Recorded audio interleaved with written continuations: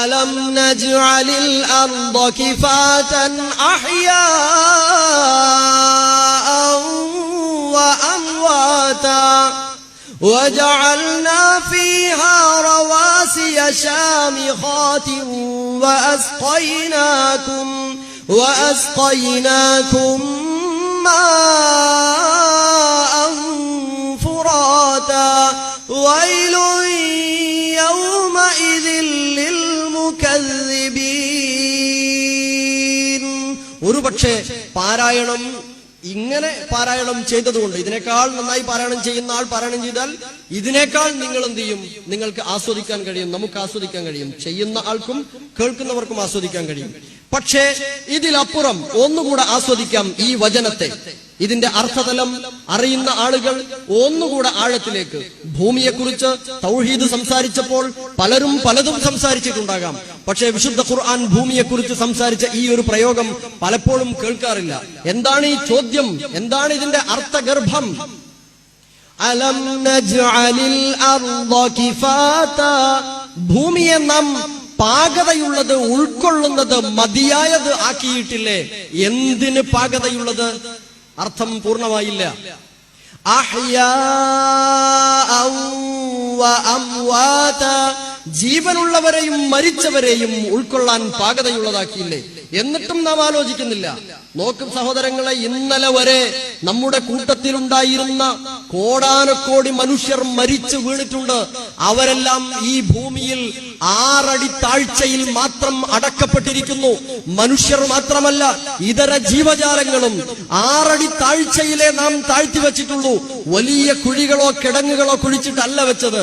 പക്ഷേ അതിന്റെ പേരിൽ ഇന്നേ വരെ ഈ 6 അടി താഴ്ചയിലെ മനുഷ്യ ശരീരങ്ങൾ, മൃതശരീരങ്ങൾ ഉണ്ടായതിന്റെ പേരിൽ നമ്മുടെ തേങ്ങയുടെ വെള്ളത്തിനോ, നമ്മുടെ പേരക്കയുടെ ടേസ്റ്റിനോ, നമ്മുടെ കർമൂസയുടെ പപ്പായയുടെ ടേസ്റ്റിനോ യാതൊരു വ്യത്യാസവും രുചിഭേദവും സംഭവിച്ചിട്ടില്ല. നമുക്ക് മേലെ ജീവനോടുകൂടെ ജീവിച്ചു പോകാൻ യാതൊരു തടസ്സവും ഇല്ല. വളരെ സന്തോഷമാണ്.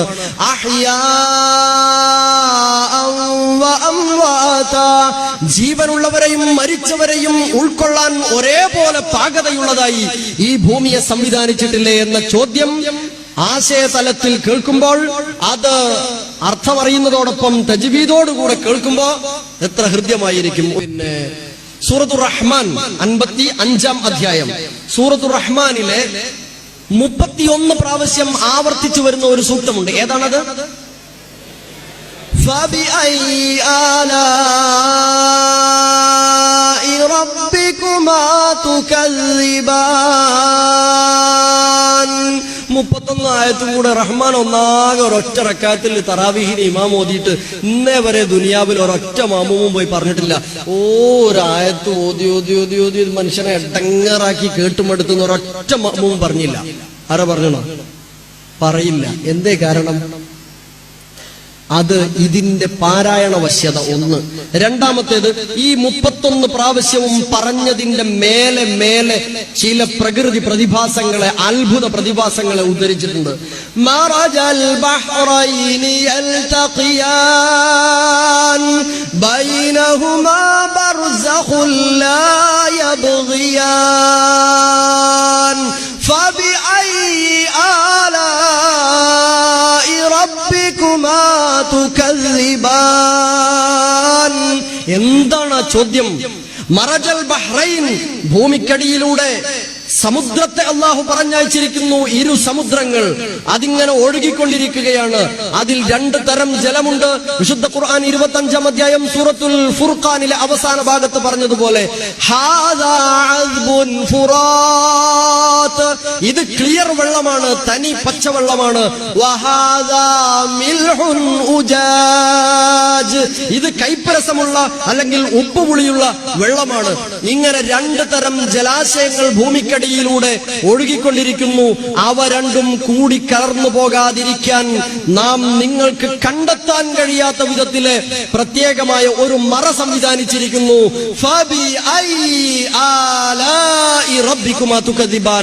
ഇനിയും എന്തേ അള്ളാഹുവിന്റെ ഏതേത് അനുഗ്രഹങ്ങളെയാണ് കൂട്ടരെ നിങ്ങൾ തള്ളിപ്പറയുന്നത് എന്നാണ് വിശുദ്ധ ഖുർആനിന്റെ ചോദ്യം.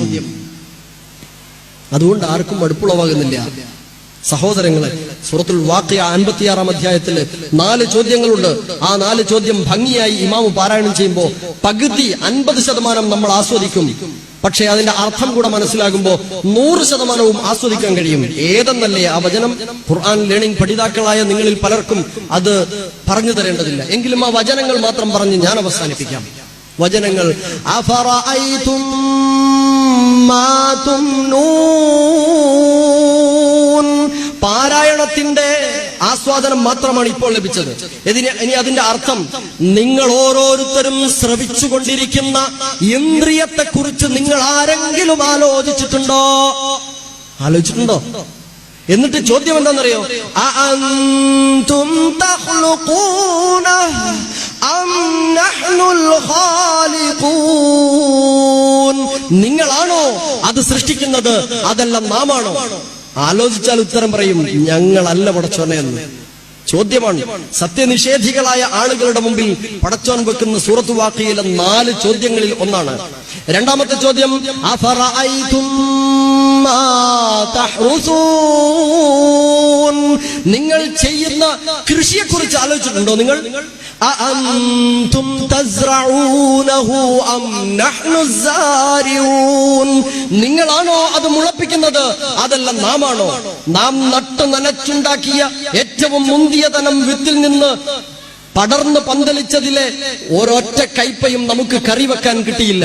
പക്ഷേ ഉമ്മ കറി വെക്കാൻ എടുത്തതിൽ നിന്ന് പഴുത്തുപോയ ഒരു ഭാഗം കളഞ്ഞെടുത്ത് കുപ്പയിൽ പൊങ്ങി അവിടെ നിന്ന് ഏതോ ഒരു മരത്തിലേക്ക് ചാഞ്ഞ് പന്തലിച്ചു പോയ കൈപ്പവള്ളിയിലെ കൈപ്പ എത്ര സമൃദ്ധം!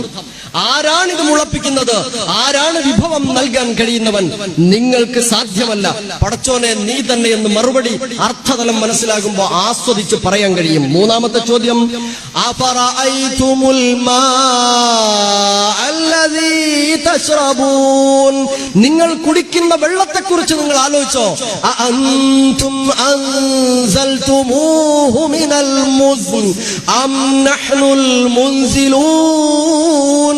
നിങ്ങളാണോ കാർമേഘങ്ങളിൽ നിന്ന് അത് പെയ്യിക്കുന്നവൻ, അതല്ല നാമാണോ? 2 ദിവസം മുമ്പ് മഴക്കാലത്തെ വേനൽ അനുഭവിച്ച് പ്രയാസപ്പെട്ടപ്പോ H2O എടുത്തിട്ട് വെള്ളമുണ്ടാക്കാൻ ആരെങ്കിലും ശ്രമിച്ചോ? സാധ്യമല്ലാത്തത് കൊണ്ട് അതിന് ശ്രമിച്ചില്ല. വെള്ളത്തെ വിഘടിപ്പിച്ചാൽ H2O ആണ് ഉണ്ടാകുന്നത് എന്ന് വിഘടിപ്പിക്കാൻ കഴിഞ്ഞു എന്നല്ലാതെ അതൊന്ന് ഘടിപ്പിച്ച് വെള്ളത്തിന്റെ ഒരു തുള്ളി ഉണ്ടാക്കാൻ ലോകത്തിന് സാധിച്ചിട്ടില്ല. അള്ളാന്റെ ചോദ്യം: നിങ്ങളാണോ അതുണ്ടാക്കുന്നത്, അതല്ല നാമാണോ പെയ്തിറക്കുന്നത് എന്ന ചോദ്യമുണ്ട്. അർത്ഥതലവും തജ്വീദും പാലിക്കപ്പെടുമ്പോ ഹൃദ്യത അനുഭവപ്പെടും, ഉൾക്കൊള്ളും. ഖുർആൻ നമ്മെ കീഴടക്കും. നാലാമത്തെ ചോദ്യം: അഫറഅയ്തുമുൻ നാറല്ലതീ തൂറൂൻ. നിങ്ങൾ കത്തിച്ചുകൊണ്ടിരിക്കുന്ന തീയെ കുറിച്ച് ആലോചിച്ചിട്ടുണ്ടോ? സ്ത്രീകളെ, നിങ്ങൾ തീയെക്കുറിച്ച് ആലോചിച്ചിട്ടുണ്ടോ? അഅൻതും അൻശഅതും ശജറതഹാ അം നഹ്നുൽ മുൻസിഊൻ. അതിന്റെ ഇന്ധനത്തെ, അതിന്റെ തടിയെ, മരത്തെ ഉണ്ടാക്കുന്നത് നാമാണോ, നിങ്ങളാണോ?